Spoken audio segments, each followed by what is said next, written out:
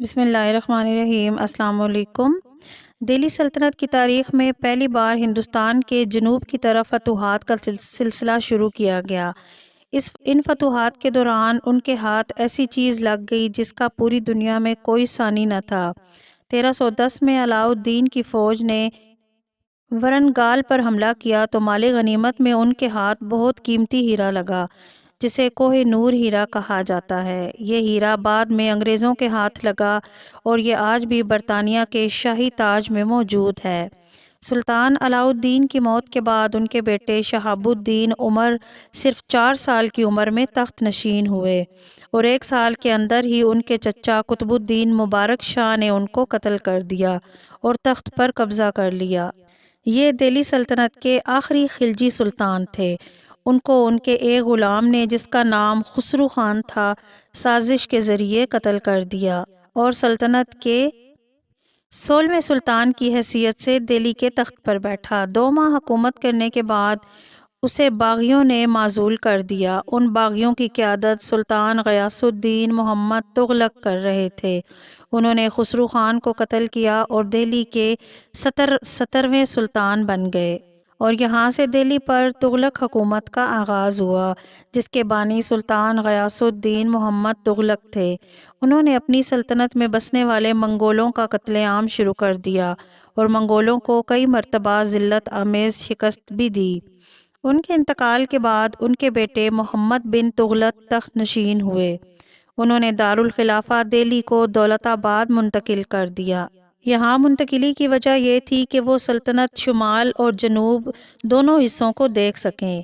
ابن بطوطہ کے مطابق اس منتقلی کے بعد دہلی شہر مکمل طور پر ویران ہو گیا۔ ان کے انتقال کے بعد دہلی سلطنت میں بغاوتوں کا سلسلہ شروع ہو گیا اور کئی علاقے خود مختار ہو گئے۔ اس وقت کوئی بھی تخت پر بیٹھنے کو تیار نہ تھا۔ اس کے بعد محمد بن تغلق کے کزن فیروز شاہ تغلق تخت نشین ہوئے۔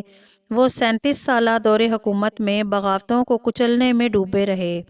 فیروز شاہ کی وفات کے بعد یہ سلطنت اتنی کمزور ہو چکی تھی کہ اشرافیہ اور غلاموں کو کنٹرول کرنا انتہائی مشکل ہو گیا تھا۔ اس کے بعد فیروز شاہ کی نسل سے 4 سلطان تھوڑے تھوڑے وقت کے لیے تخت نشین ہوتے رہے۔ اس لڑکھڑاتی سلطنت پر بعد میں امیر تیمور لنگ نے حملہ کر دیا اور دہلی میں داخل ہوتے ہی عام قتل عام کا حکم دے دیا جس وجہ سے پورا جنوبی حصہ سلطنت سے ٹوٹ کر الگ ہو گیا۔ ناصر الدین تغلق خاندان کے آخری حکمران تھے۔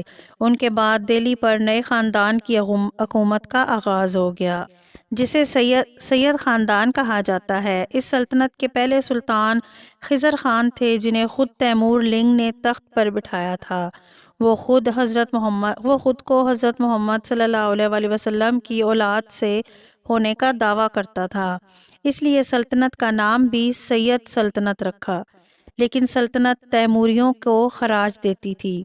خضر خان کی وفات کے بعد ان کے بیٹے مبارک شاہ تخت نشین ہوئے اور سلطنت کے 26ویں سلطان بنے۔ یہ سلطنت صرف دہلی کے مضافات تک محدود تھی۔ مبارک شاہ کے قتل کے بعد ان کے بھتیجے محمد شاہ نے تخت سنبھال لیا۔ محمد شاہ کو سلطنت میں کوئی دلچسپی نہ تھی۔ آخر کار شراب پینے کی وجہ سے ان کی موت ہو گئی۔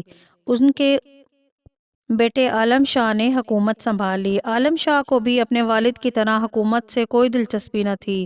وہ سارا وقت عبادت میں مصروف رہتے۔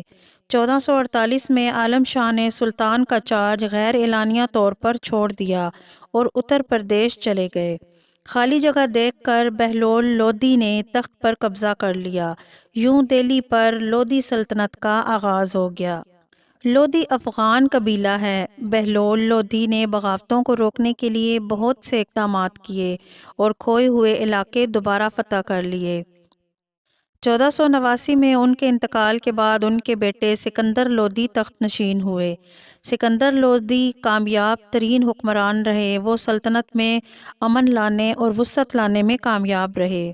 انہوں نے سلطنت کو تجارت کا مرکز بنا دیا۔ 1517 میں ان کے انتقال کے بعد ان کے بیٹے ابراہیم لودھی تخت نشین ہو گئے۔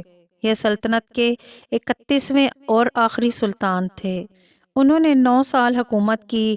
اپنے والد کے برعکس وہ حکمرانی کے قابل نہیں تھے اور 1526 میں کابل کے ایک حکمران ظہیر الدین محمد بابر نے دہلی پر حملہ کر دیا۔ بابر کی صرف 20,000 کی فوج نے پانی پت کی جنگ میں ابراہیم لودھی کی 1,00,000 فوج کو شکست دے دی اور ابراہیم لودھی کو بھی قتل کر دیا۔ ناظرین، یوں دہلی سلطنت کے مکمل خاتمے کے بعد اگلے 300 سال تک اس علاقے پر مغلوں نے راج کیا۔ ناظرین، امید کرتی ہوں یہ ویڈیو آپ کو اچھی لگے گی۔ ویڈیو اچھی لگے تو چینل کو سبسکرائب کر لیں اور بیل نوٹیفیکیشن کو آن کر لیں تاکہ آنے والی ساری ویڈیوز کی نوٹیفیکیشن آپ کو بر وقت ملتے رہیں۔